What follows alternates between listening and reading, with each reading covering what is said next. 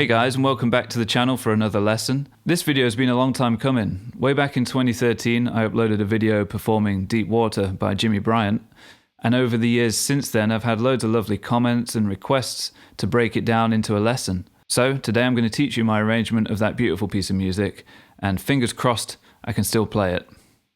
Let's begin by outlining the chord progression. We're in the key of A. We're going to start on the 1 chord, a good old A major bar chord at the 5th fret. And we're going to play this with kind of a soul, Motown, bluesy 12/8 shuffle kind of a vibe. So that would be 3, 4.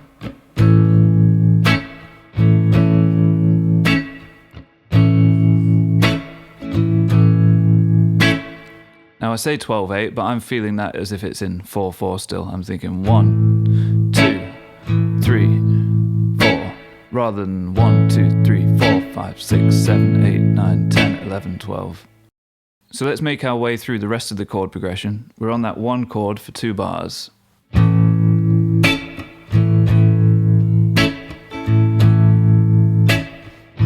we turn it dominant. Walk down chromatically till you get to your F sharp 7. That's the 5 of 2. Then we go to the 2, B minor, 4 minor, D minor. Back home to the 1, where we're going to play with a stop. Putting those stops in just helps to outline the structure nice and clearly. Okay, then we play all of that again. So that's 2 A sections in a row, and then we're on to the B section, where we're going to go to the 4 chord. So the D for 2 bars.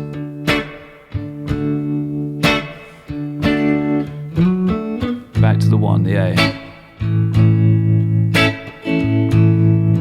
And then to the 5 of 5. So that's the B7. To the E7, the actual 5, where we throw in another stop. 2, 3, 4. Then let's do another A section. Make that dominant. Walk it down chromatically till you get to your 5 of 2. Then go to the 2, B minor, 4 minor, D minor. And then we do this lovely retro ending. We go to the 1, down a whole tone to G, down a whole tone again to F, resolve to the 1, major 7th. Typical 1950s ending.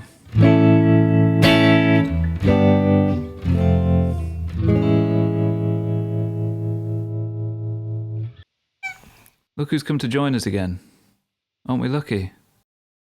Well, I guess while Louis in the way, I may as well tell you all about my Patreon. If you go to the links in the description, you can get access to all of my lesson materials, past, present and future, for a very small monthly fee. There's a great community of people there. We've got well over 150 members now, so do get involved. It's a really good way to show support for the channel too and help me to continue making these videos. Or, if you'd rather just buy this lesson in particular, you can go to the Gumroad link and do that without signing up for the Patreon. Either way, I massively appreciate your support, so thank you guys. So we've got our chord progression. Now let's crack on with the lead part. We start with this 3 chord pickup line before the band comes in. Sounds beautiful, right? We've got an A major triad, 2nd inversion, string set 3, frets 7, 7, 6 from the A string down. Then an F diminished triad, which I'm really thinking of here as an E7 flat 9. And then we go to another inversion of the A major triad, the one with the 3rd in the bass. So in some ways we're just going from the 1 to the 5 and back.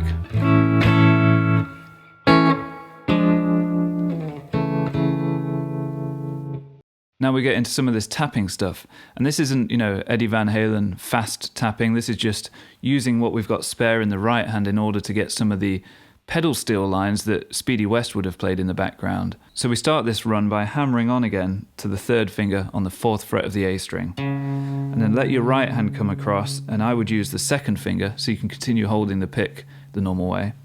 And tap onto the 5th fret, and then slide to the 6th and the 7th before tapping the 7 and going back the way you came. And then pulling off to the remaining 3rd finger on the 4th fret.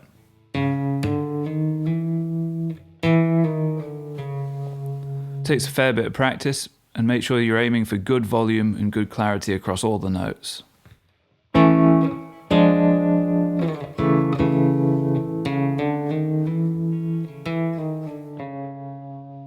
Now on to the next phrase, we're playing this run of sixths. So it's all A major scale material. You've got the third and the root. See you, Louis. Thanks for dropping by. Yeah, so the C sharp and the A, the D and the B, the E and the C sharp, and then we're going up to the 12th fret of the D and B strings, and then 11 on the D, 10 on the B, back to the double 12, and move up 2 frets to the 14th fret, where we get these two notes as part of an A7 chord. So the top 4 strings of an A7 bar chord with your A shape or A form from the caged system. And then we're moving down chromatically, just following the chord progression down to that F sharp 7.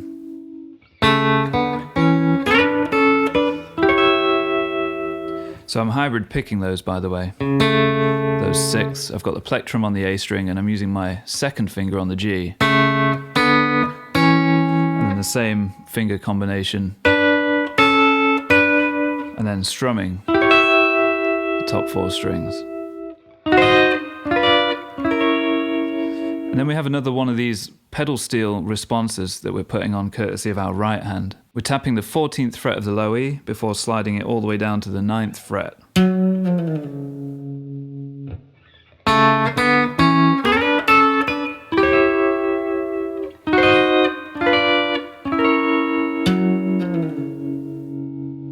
Try and keep that top bit of the chord ringing if you can. And then we play these rather special chordal licks on the B minor chord. We're thinking B minor 7 with a 9 added, and we're picking out these notes in particular. I love the sound of that. So that's the flat 3, the flat 7, and then we're hammering on to the 9th from the semitone below. So that's the 8th fret of the top string, hammering onto the 9th fret. And again, hybrid picking preferably. So that's plectrum, second finger, and third finger. Sounds great, right? So again, that's a minor 9 type of sound, so that will work well on your minor 7ths and just your plain minors. And then we drag that shape down to the 4th fret and play something very similar, only this time we're hammering on from first to second finger. So the first finger is now barring the top 3 strings. You've got your little finger at 7 on the B, and you're hammering on to the 5th fret of the top E string.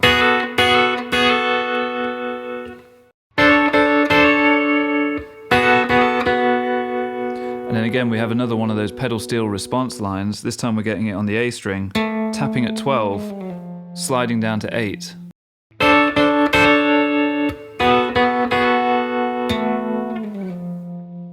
As I land on that 8, notice how I remove the ringing part of that chord. You don't want it to clash against that note. Then we're on to the D minor, the 4 minor. We start with a simple D minor triad on the first string set.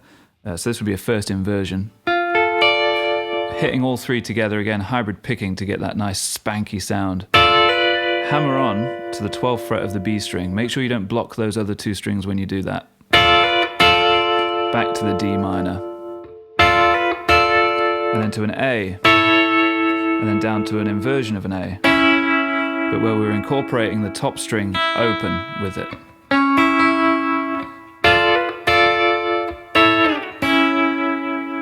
And then another line for the right hand to play. We're just climbing an A major arpeggio along the A string. So you're tapping the 4th fret, that's your major 3rd, sliding to the 7th fret, so there's your 5th, sliding all the way up to your root at the 12th fret, and then sliding on to end up 1 octave above where you began, 16th fret of the A string.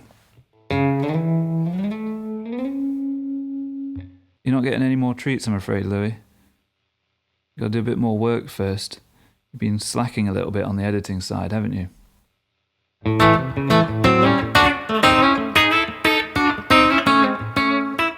Then we repeat that whole thing again, so we have the 2 A sections in a row. The difference comes in at the end of the second A section, where after we climb our A major arpeggio, we start making our way into the B section. Now remember, we're heading to a D major chord, so we can be thinking of a D major triad, string set 1. Here's your root position triad. If we isolate just the top 2 strings of that,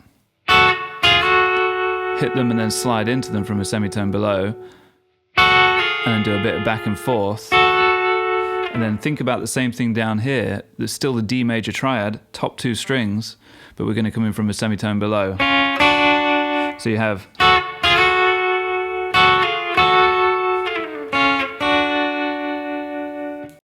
such an easy way to find really cool melodic ideas. Just take a basic triad, chop it down into pairs,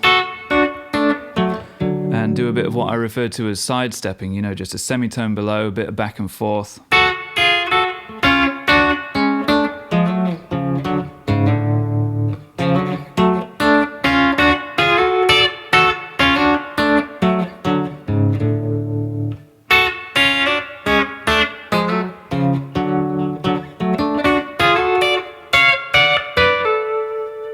So much Western swing stuff to be found by exploring that one simple concept.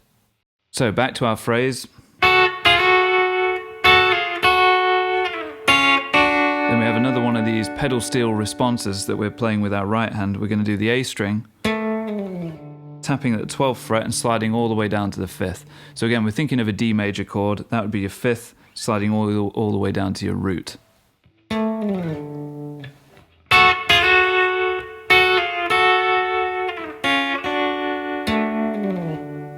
You can let these 2 things overlap this time. There's going to be no dissonance to worry about there. Then we do another side step from the D back out a semitone, and then we climb what really is like a diminished triad-based run. We're thinking here E7 flat 9 again. We're sort of building some tension by implying this E7 chord on our way to the A chord, creating this little miniature 5-1 moment, E7 to the A. Even though there's no E7 present in the rhythm section, it doesn't matter. And there's your A major, and then resolving down to 2 notes from your A major triad.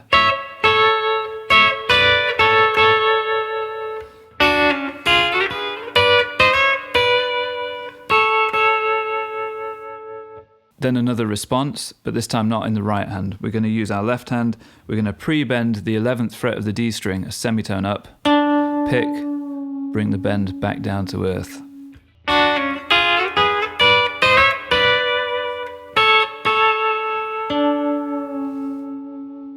Again, trying to keep those top 2 notes ringing if possible.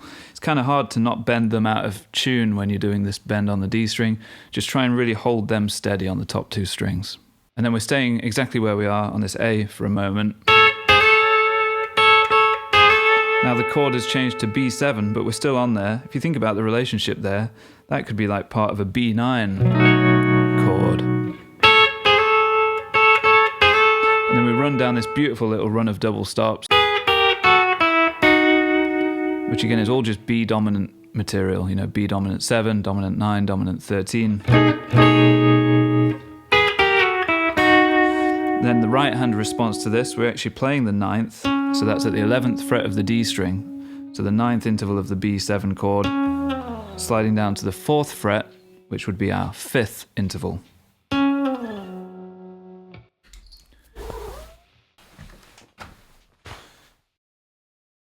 Lou's been a little bit disruptive, so I'm going to have to let him out for a bit. You're a good boy, Lou. Say hi to the patrons. There we go, look at that, he winked at you guys. He loves you just as much as I do. Come on, boy. Okay, so here's the phrase that takes us from the A chord to the B7 chord.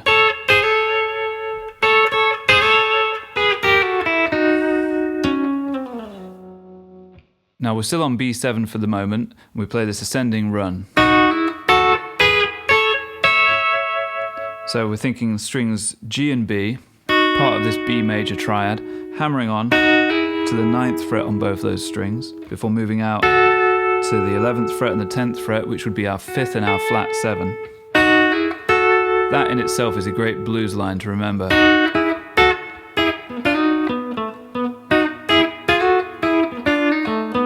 There's a lot of songs that utilize that run. Think about Big Boy, Bill Jennings.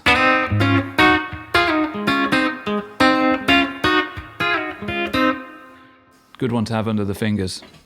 Then we're on to the top two strings at 9 and 7, before moving along to 10 and 9, then all the way up to 14 and 12.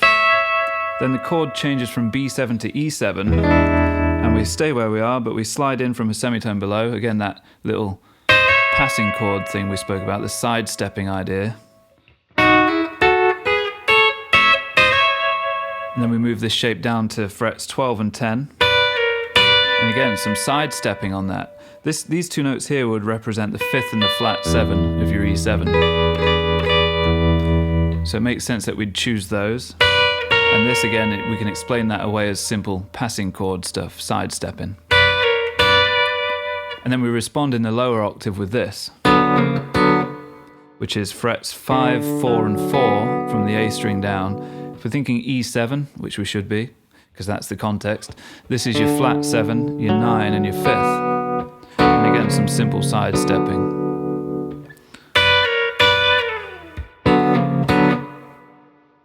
And then again, we have that 3-chord pickup run into another A section.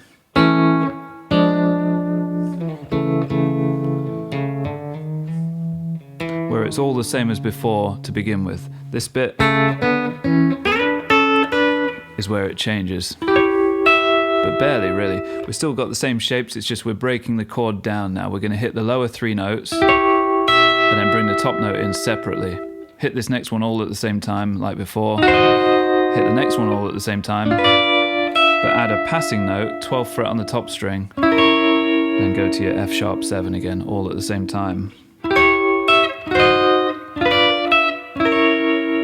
And then the right hand response again, 14 sliding down to 9 on the low E. And then again, those beautiful triad kind of ideas on the B minor. Move it down. Right hand response to the 8th fret from the 12th.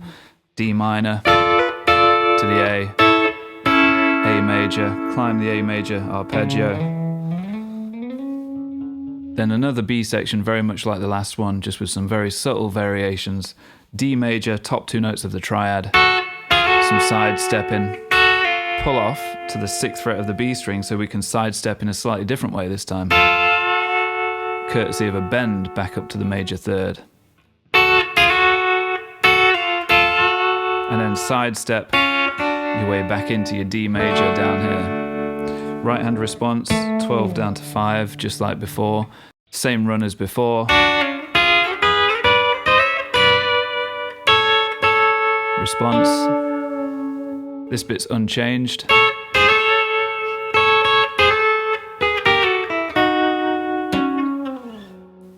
Now when I say unchanged, the timing might be subtly different in places.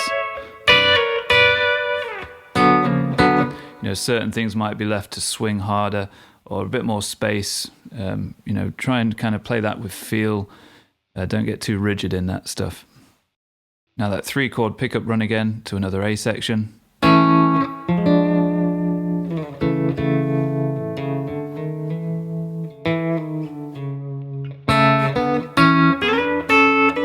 then what do we do here this time? We have, again, we separate the chord out a little bit.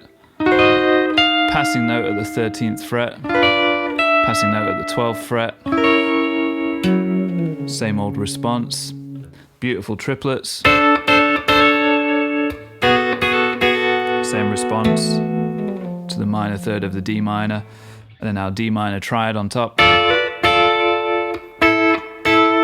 And then we're using these lower 2 notes of a second inversion A major triad on string set 1 as our kind of resolution to that A phrase. And then for the ending, we're going to play along with the rhythm section, who at this point will be on their G major chord. Then we go down to the F with them, and then A major 7. So what are we playing there? We have the G major triad with the 9 on top. Take that away, leaving just the major triad.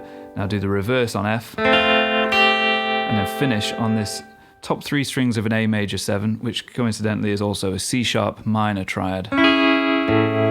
Feel free to get the open A string involved for some bass. Same thing for the previous two chords. Feel free to hook the thumb over to add the G note or the F note.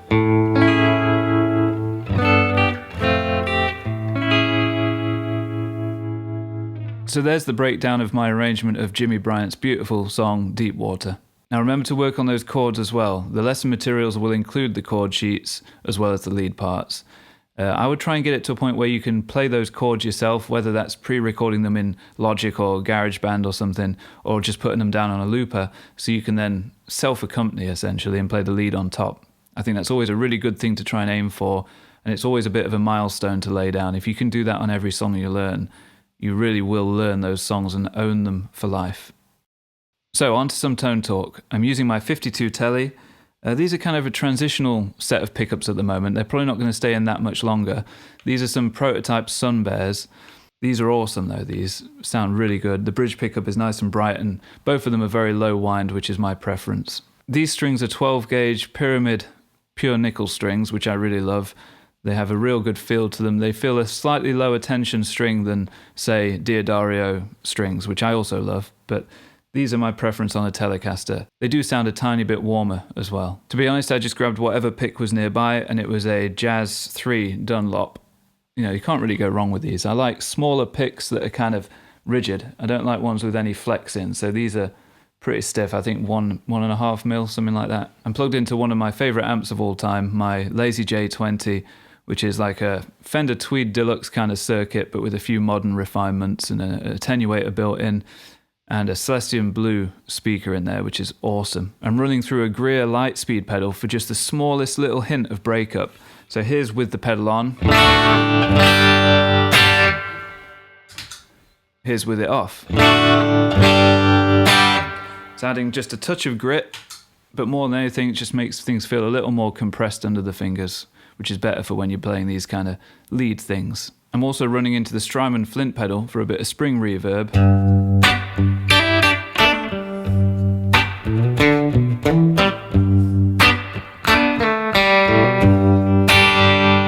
And some trem. I think it's on the middle position, so that's the tube trem, I believe. Sounds great.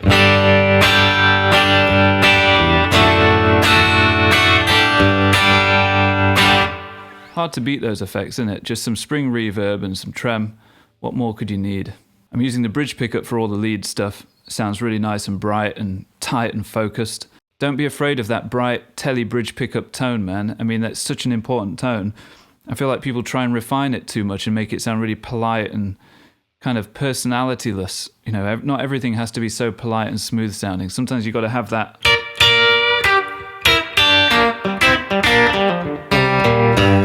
That grit.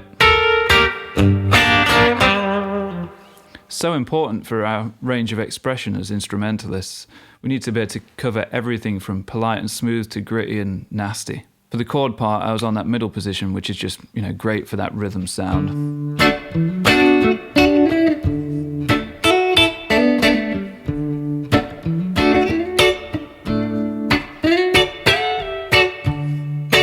Hard to beat that for when you want to play that Motown and soul kind of stuff.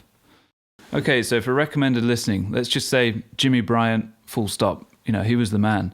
I've covered some of his stuff before on this channel, and he's definitely one of my bigger influences in the sort of Western swing and country world. You know, this song is a nice example of him playing slow and melodically. It wasn't always hair-raising, crazy, fast stuff. So again, I do recommend listening to everything of his that you can find, but some real standout tracks to check out, of course, Bryant's Bounce, Frettin' Fingers, Stratosphere Boogie, Boogie Man, that's a cool one. That's him and Speedy West when they reunited, I think in the early 70s after a while of not playing together. That's got a killer groove on it, well worth checking out. Low Man on the Totem Pole, The Night Rider, Arkansas Traveler. Also check out Pink Cadillac by Sammy Masters. A lot of people say that that song is like the first rockabilly song, and Jimmy Bryant is doing all the guitar duties on that one. Also, Little Rock Getaway, which is terrifying, how fast he can play and how clean. And I've heard that the fiddle playing on that is also him, which is crazy if true. Thanks again for joining me, guys, and being here with me to explore some of these great old-timey, obscure songs and musicians. You know, this stuff is what really makes me tick. And whether it's swing and jazz, bebop, or bluegrass and country, or blues, I just love all this old time stuff. The tone, the playing, the feel, it's all there for me. So if that's your thing too, make sure you do subscribe, make sure to like, leave some comments, let me know you're out there. Also, let me know down in the comments how you guys are getting along with these pieces. I'd love to hear from you. So that's goodbye from me and Louis for now, and we'll see you again next week. Take care.